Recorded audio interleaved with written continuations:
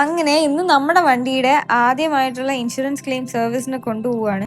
ഈ കാണുന്ന വഴിയിലെ മതിലിൽ തട്ടിയ ചെറിയ സ്ക്രാച്ചസ് മാറ്റാനാണ് ക്ലെയിം യൂസ് ചെയ്യുന്നത്. റിപ്പയർ ചെറുതാണെങ്കിലും വലുതാണെങ്കിലും വിത്തിൻ 7 days ക്ലെയിം സബ്മിറ്റ് ചെയ്യേണ്ടതാണ്.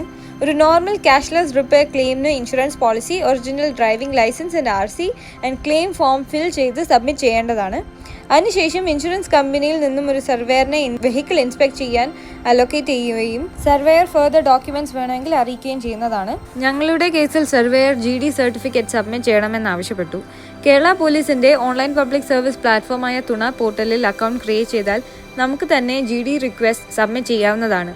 നിയറസ്റ്റ് പോലീസ് സ്റ്റേഷനിൽ നിന്നും assign police officer vehicle inspect ചെയ്ത് റിപ്പോർട്ട് സബ്മിറ്റ് ആക്കുന്നതോടെ GD സർട്ടിഫിക്കറ്റ് ഓൺലൈൻ പോർട്ടലിൽ നിന്ന് ഈസിയായി ഡൗൺലോഡ് ചെയ്യാനും കഴിയുന്നതാണ്. അങ്ങനെ GD സർട്ടിഫിക്കറ്റ് സബ്മിറ്റും ചെയ്തു, അപ്രൂവലും കിട്ടി. ഇപ്പോൾ വണ്ടി സർവീസിന് കൊടുത്തിരിക്കുകയാണ്.